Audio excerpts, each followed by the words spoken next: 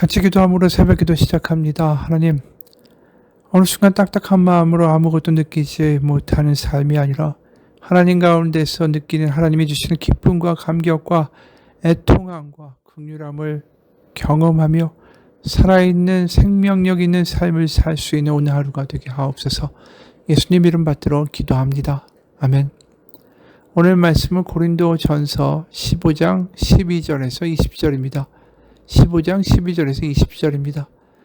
그리스도께서 죽은 자 가운데서 다시 살아나셨다 전파되었거늘 너희 중에서 어떤 사람들은 어찌하여 죽은 자 가운데서 부활이 없다 하느냐. 만일 죽은 자의 부활이 없으면 그리스도도 다시 살아나지 못하셨으리라. 그리스도께서 만일 다시 살아나지 못하셨으면 우리가 전파하는 것도 헛것이요 또 너희 믿음도 헛것이며 또 우리가 하나님의 거짓 증인으로 발견되리니 우리가 하나님이 그리스도를 다시 살리셨다고 증언하였습니다. 만일 죽은 자가 다시 살아나는 일이 없으면 하나님이 그리스도를 다시 살리지 아니하셨으리라. 만일 죽은 자가 다시 살아나는 일이 없으면 그리스도도 다시 살아나신 일이 없었을 터이요. 그리스도께서 다시 살아나신 일이 없으면 너희의 믿음도 헛되고 너희가 여전히 죄 가운데 있을 것이요. 또한 그리스도 안에서 잠자는 자도 망하였으리니 만일 그리스도 안에서 우리가 바라는 것이 다만 이 세상의 삶뿐이면 모든 사람 가운데 우리가 더욱 불쌍한 자이리라.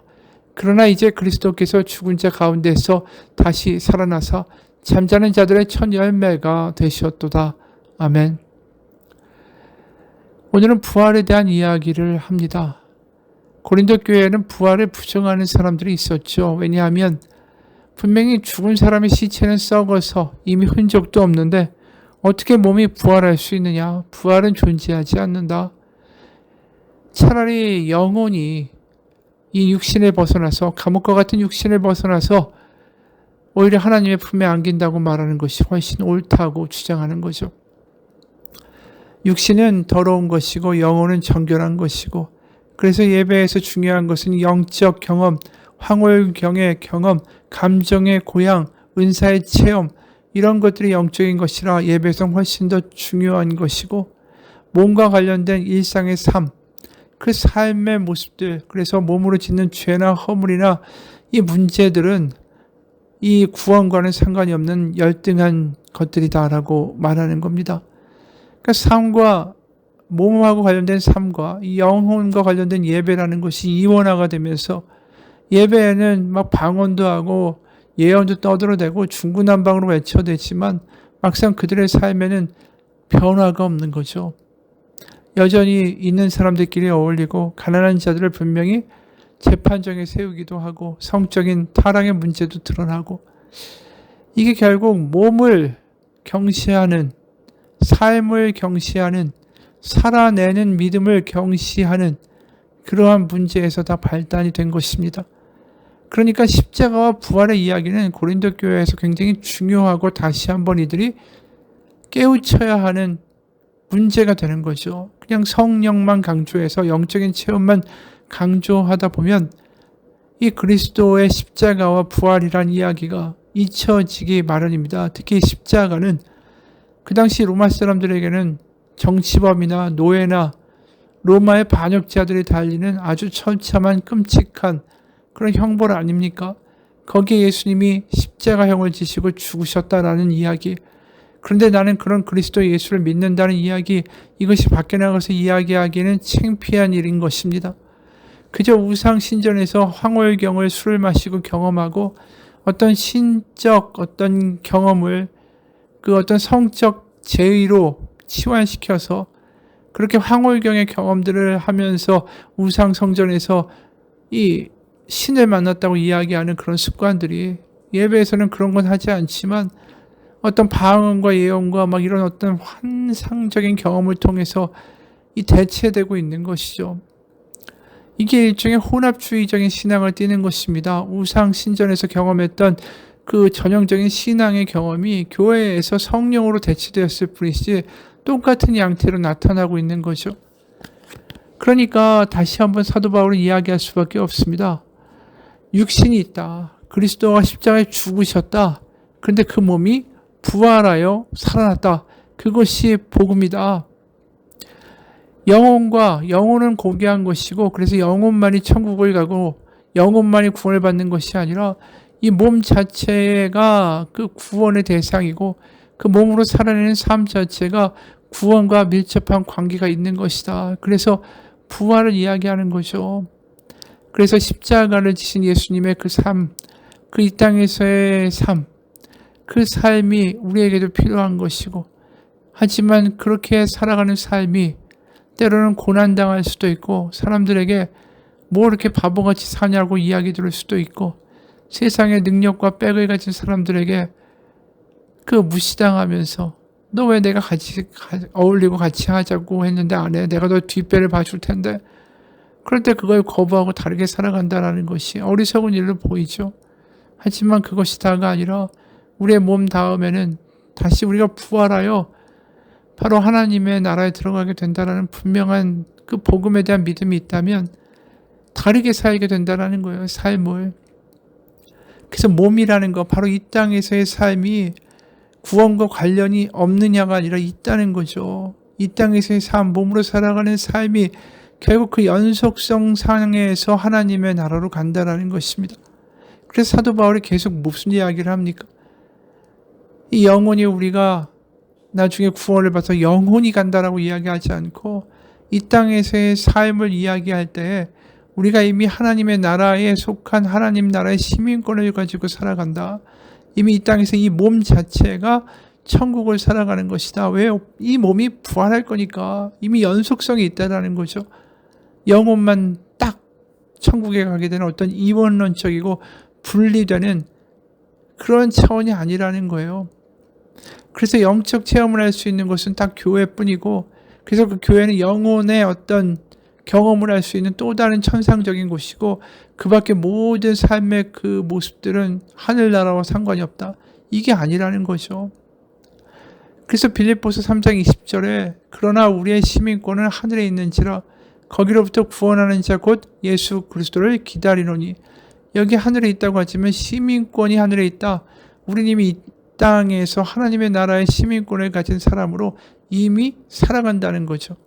그래서 나의 정체성이 로마 황제에게 속한 로마 시민이 아니라, 로마 제국의 일원이 아니라, 나는 이미 하나님의 나라에 속한 자로 이 몸이 이미 하나님의 나라를 살아내는 것이 믿음이다라는 것입니다. 그러니까 세상과 양다리를 걸치고 우상 숭배에도 참여하고 있었던 고린도 교회 교인들에게는 굉장히 충격적인 이야기를 하는 것입니다. 그래서 분명히 로마 제국에 속한, 세상에 속한 자가 아니라 하나님의 나라, 하나님의 평강에 속한 자로 살아가는 것, 그것이 믿음이고 그것이 예수님의 십자가와 부활과 관련되는 일이다 라고 말하고 있는 것이죠. 그렇습니다. 우리가 살아가는 삶이 이미 하늘나라의 시민권을 가지고 이 몸으로 살아내고 있는 거예요. 많은 사람들은 착각합니다. 우리가 이렇게 살다가 갑자기 천국에 가면 모든 것이 싹 변할 거라고. 그게 아니라는 거죠. 이미 우리가 이 땅에서 살고 있는 삶이 전혀 다음에 천국에 갔을 때의 삶과 이 달라지는 것이다, 괴리되어 있는 것이다 라고 그러면 우리는 이미 이원론적인 사고를 하고 있는 것입니다. 이미 이 땅에서 하나님의 나라를 살아내고 하나님의 자녀로서 사는 것이 무엇인지를 경험하는 사람들이 그 연속성으로 그대로 이미 하늘나라를 체험하고 있고, 죽어서도 하늘나라의 사람으로 살아갈 수 있다라는 거죠. 갑자기 죽어서 우리의 성격이 변하고 품성이 변하고 생각하는 게 변하고 갑자기 그렇게 달라진다면 애초에 하나님이 예수 그리스도를 십자가에 못 박아 죽게 하신 일이 아무것도 없다라는 것이죠. 그냥 우리가 죽었을 때 갑자기 우리의 영혼을 변화시켜서 다르게 생각하고 아주 순수한 영혼으로 바꿔놓으셔서 하나님의 품으로 들여보내신다면 애초에 예수님을 믿는 십자가, 우리의 죄와 우리의 허물과 우리의 구원에 대한 이야기는 아무 의미가 없는 거죠. 왜냐하면 그냥 하나님이 일방적으로 인간을 로봇처럼 바꿔버리시면 되니까, 프로그램을 리프로그래밍 하면 되니까. 근데 그게 아니라는 거 아닙니까? 이 땅에서 우리가 자발적으로 하나님의 자녀가 되고 하나님의 나라를 살아내고 하나님을 이 어려운, 때로는 이해 안 가고 사람들이 조롱하는 가운데도 하나님의 나라가 있다고, 하나님 살아계시다고 외치면서 살아가는 자발적인 어떤 헌신과 결단, 그것을 하나님이 원하시는 거죠. 자발적으로 하나님을 사랑하는 거. 그래서 이 땅에서 하나님이 살아계시다고, 하나님을 사랑한다고 선언하며 살아가는 사람들은 이미 하늘나라의 시민권을 가지고 살아가는 것이다 라는 것입니다. 그래서 십자가 부활은 바로 그것을 의미하는 거예요. 내가 세상에 대하여 죽고 예수 그리스도 안에서 부활하여 살아간다라는 바울의 말처럼 더 이상 로마 제국에 속한 자가 아니라, 나는 이미 이 땅에서 로마 제국이 아니라 하나님의 나라에 속한 자로 이 몸을 가지고 살아간다. 그리고 나는 이 땅에서 결국은 죽게 되겠지만 이 몸이 다시 부활하여 하나님 나라에 참여하며 살아가게 될 것이다. 이 연속성을 이야기하는 거죠. 여러분, 그러니까 부활이라는 것이 그냥 예수님 믿고 주일에만 교회 나오다가 그냥 우리는 다 부활하여 천국에 갑니다, 이런 단순한 차원이 아니라, 마치 교회가 천국에 들어가는 입장권을 구매하는 장소처럼 되는 것이 아니라, 우리가 이미 삶 속에서 하나님의 나라를 살아내고, 그래서 우리가 죽었을 때 우리의 이 삶이 그냥 연속되어 하나님의 나라에서 부활하여 살아간다라는 이 연속성을 가지고 살아가는 신앙이 굉장히 우리를 바꿀 수 있다라는 거죠. 그래서 부활이라는 것은 결국 아직 우리가 완전히 하나님의 나라에 가진 않았지만 이 육신을 가지고 살아가는 이 동안이 결국 하나님의 나라를 그러니까 어떻게 보면 인턴처럼 배우고 준비하는 기간으로 변화되고 인식될 수 있다는 것입니다. 누가 그런 이야기를 하죠. 우리가 어머니의 뱃속에서 10달이 있다가 태어나서 이 세상을 100년을 살아간다고 하면 어머니 뱃속에 있었던 10달은 그 100년을 준비하는 시간이 되는 거 아닙니까? 반대로 우리가 영생을 산다면 이 땅에서의 100년은 우리가 살아갈 영생의 삶을 예비하는 준비 기간이 된다는 것입니다. 그래서 이 땅에서 천국에 갈 준비를 해야 된다는 거죠. 갑자기 어느 순간 천국에 가게 되는 게 아니라 천국에 갈 준비를 이 땅에서 하는 것이 믿는 자들의 삶이다라는 것입니다. 그리고 예수님은 부활하심으로 부활의 첫 열매가 되셔서 바로 이 땅에서 천국을 준비하는 삶이라는 것, 그리고 우리의 삶 이후에는 영생이 이어진다는 것을 분명하게 보여주셨다라는 것입니다. 그래서 오늘 말씀도 계속해서 그 이야기를 하는 겁니다. 12절에 그리스도께서 죽은 자 가운데서 다시 살아나셨다 전파되었거늘 너희 중에서 어떤 사람들은 어찌 죽은 자 가운데서 부활이 없다 하느냐. 그러니까 14절에 그리스도께서 만약 다시 살아나지 못하셨으면 우리가 전파하는 것도 헛것이요 너희 믿음도 헛것이며, 복음에는 예수 그리스도의 십자가와 부활이 절대적이라는 거죠. 그렇기 때문에 그것을 부정하거나 그것을 오해하면 신학은 굉장히 모순덩어리가 된다는 것입니다. 천정은 자매라는 어떤 암 환자의 고백입니다. 두려움과 불평을 끊을 수 있는 길은 사람이 위로해줘서 되는 게 아니고 이해해줘서 되는 것도 아니고 정확하게 복음 앞에 굴복했을 때 자연스럽게 일어나는 일입니다. 어떤 사람들을 위로해주거나 이해시키려고 하는 게 아니라 예수 그리스도의 복음을 제대로 전할 때 두려움과 불평이 떠나가는 것을 경험했습니다. 바로 예수님을 영접할 때 저도 그 암 환자였습니다. 그런데 예수님을 영접하고 그 다음날부터 다시 암 환자인데도 가발을 쓰고 깨끗하게 옷을 입고 아픈 사람 아닌 것처럼 살았습니다. 심지어 두피가 너무 아파서 가발 쓰는 게 힘들었지만 내 몸이 내 것이 아니다. 내가 기쁜 마음으로 예수님을 믿으세요라고 전해야지 아파서 힘없이 전하는 건 말이 안 된다고 생각했기 때문이다. 이분이 사실은 이 땅에서 암 환자의 선고를 받으면서 뭘 생각하게 된 겁니까? 이 땅에서 하늘나라를 준비하는 것이 내 마지막 삶의 중요한 일이겠구나라는 걸 느낀 거 아닙니까?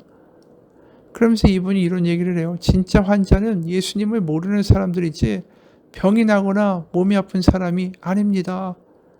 세상에 감기도 있고 불치병도 있고 암도 있는데 사람들은 감기는 별거 아니라고 생각하고 암은 큰 병이라고 생각합니다. 이 관점의 차이 아닙니까? 중요한 건 진짜 큰 병은 바로 예수님을 모르는 병입니다. 그것이 암보다 더 큰 병입니다. 어떻게 보면 이 자매는 죽음을 앞두고 있기 때문에 부활이라는 것이 믿어지고 부활이 있기 때문에 이 땅에서의 삶이 어떤 준비를 해야 되는 기간이라는 것을 더 분명하게 알게 된 것 같아요. 그러면서 하루하루를 다르게 살아가게 된 거죠.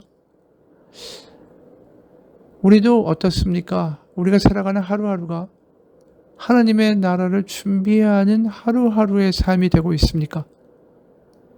아니면 어느 순간 소나기에서 흩어져가는 모래와 같이 아무 의미 없이 사라져가는 신기루 같이 잃어버리고 있습니까?